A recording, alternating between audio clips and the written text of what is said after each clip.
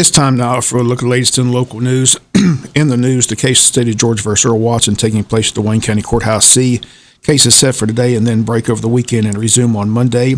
Watson's facing an 8-count indictment, including malice murder in the July 30th, 2018 shooting death of Gary Floyd, which occurred on Little Creek Road. State's case being prosecuted by appointed prosecutor Diane McLeod.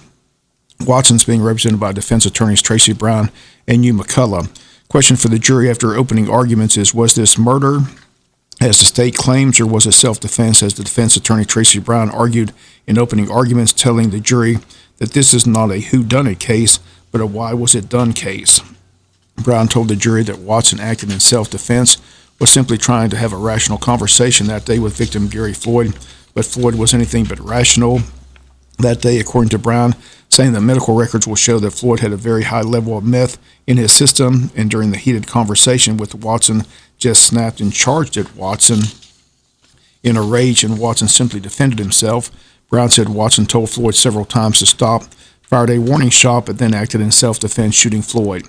Brown told the jury that they will hear stories from witnesses that will describe how Gary Floyd terrorized that neighborhood, and that Watson's family was also terrorized, including Earl Watson's wife and father, and that there's a series of law enforcement calls to that area, all in reference to Gary Floyd. Brown told the jury that Watson had every right to defend himself, and that the state's charge of murder will not hold up in this case. In the state's opening argument, Diane McLeod laid out the charges, told the jury that Watson was on a mission that day of the shooting, and that mission was to kill Gary Floyd. She told the jury that he left work and drove down Little Creek Road in search of Floyd. She told the jury that Floyd was with his wife that day, saying goodbye to his grandchildren when Watson's truck pulled up. McLeod says that Beth Floyd told Earl Watson to leave, but words were exchanged between Watson and Gary Floyd, and that Watson simply reached into his pocket, pulled out a 9mm semi-automatic pistol, and fired several shots at Floyd, and then got back in his truck and left. McLeod told the jury that Gary Floyd was unarmed that day, had no weapon on him, it was simply murdered, and asked the jury at the end of the trial for guilty verdicts on all charges.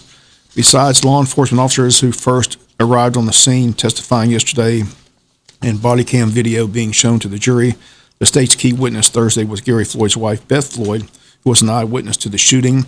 She testified that there were restraint orders where the Floyds and Watsons were supposed to stay away from each other. She says when Watson pulled up in the truck, she went towards the truck first and told Earl Watson several times to leave. She says he simply ignored her, and that Earl and her husband got into a verbal argument. She says Watson simply pulled out the pistol and shot her husband. According to her testimony, her husband was shot 8 times, once in the back.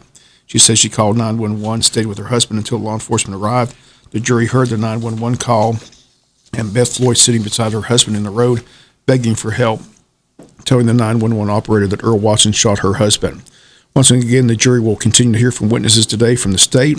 They'll hear from the medical examiner and from the GBI agent Lawrence Kelly, who's the lead investigator in the case.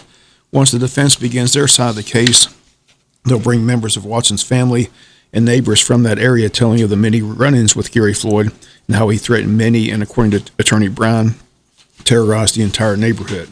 Brown entered photos of the blood on the road, showing that there's a trail of blood from where Floyd's body fell all the way back up the road, indicating the defense's claim that Floyd charged at Watson. And the defense claims to the jury that the amount of meth in Floyd's system at the time of the incident played a big part in how Floyd acted that day. Once again, the state claims murder, the defense claims self-defense. That's the case to the jury, which will ultimately have the final say. Once again, testimony begins today at 9 a.m., and they state they'll break for the weekend and resume testimony on Monday. We'll be back with more news after this word from our sponsor of the commercial messages, so please stay tuned. Jesup City Commissioners have another special call meeting today, this one for this morning at 11 a.m. On the agenda, once again, only one item, an executive session to discuss personnel, and that's today at 11 a.m. City met Tuesday to conduct interviews for the full-time city manager's job. Interim City Manager Rose Marcus tells us that she is a finalist for the job. Should get an update on the search for this full-time city manager today, and that meeting today at 11 a.m. Also taking place today at 11 a.m. is the pinking of the Jesup fountain. Public invited to the ceremony. On the agenda, the speaker will be Dr. Stephen Roth, closing by Jill Blizzard. Again, refreshments will be served. Again, that's today at 11 a.m., the pinking of the fountain. Early voting taking place today and Saturday. The next Monday through Friday winds up to 3 weeks of early voting in the city of Jesup and Scriven. On Thursday, 61 registered voters in Jesup voted, bringing the grand total of early votes heading into today at 571. There were no early votes cast Thursday in the city of Scriven. Headed in today, less than 15 early votes have been cast in the city of Scriven. It appears most of the Scriven voters set to vote on Election Day at the new Sam Dreyer Community Center. Just two contested races in Scriven. Seat 1, incumbent Brandon Harris and Adam Pruitt. Seat 5, incumbent Lonnie Murphy and Tony Brinkley. The mayor and the remainder of the council will run unopposed in Scriven. In Jesup, it's the mayor's race. The big interest as two men, Ralph Hickox and Tyrone Johnson, seeking the office. Both men will be in studio next week on the world famous Butch and Bob show.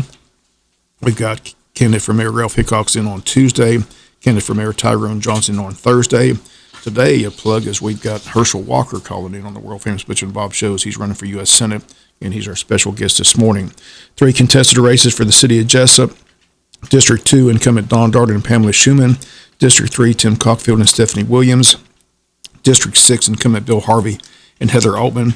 And election day is Tuesday, November the 2nd. Early voting today and Saturday. The Saturday time is from 9 a.m. to 5 p.m. Today from 8 a.m. to 5 p.m. All early voting at the Cracker Williams Annex Building, again located at 245 East Bay Street. We'll be back with some final news notes after this word from our sponsor. Other commercial messages, so please stay tuned. Final notes in the news, Altamar Cruisers having their car show tomorrow at the Jesup Drive-In. That's from 2 to 6 p.m. Public invited to attend. The Second Chance Band will be performing tomorrow at the event. Wayne County High School's Drama Club is performing their one-act play, Sea Change, a drama about how people can face and deal with emotional trauma. That play public performances will be Monday, October 25th, and Tuesday, October 26th at 7 p.m. at the K. Cagle Theater of Performing Arts at Wayne County High School. Doors open at 6:30. Tickets are $5 each. Can be purchased tonight at the door. Again, the play will compete in a region competition next Thursday, October 28th at Coffee County High School.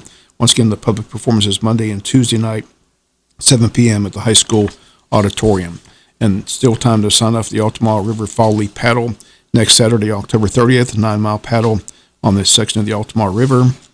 Begins at 9 a.m. at Williamsburg Landing on Williamsburg Landing Road. Registration for the event, $10. Children under 10 paddle for free with a registered adult. And if you need more information, go to their website, waynetourism.com, or call the Tourism Board office at 427-3233, or stop by the Jesup Train Depot. And they ask you to bring your canoes, kayaks, life jackets, sunscreen, and snacks. Enjoy a beautiful fall morning on the Altamar River on Saturday, October 30th. They state you'll be home in time for kickoff for the Georgia-Florida game. That's going to do it for latest in local news. Sports comes your way in a few minutes. Bob Morgan, have a great day.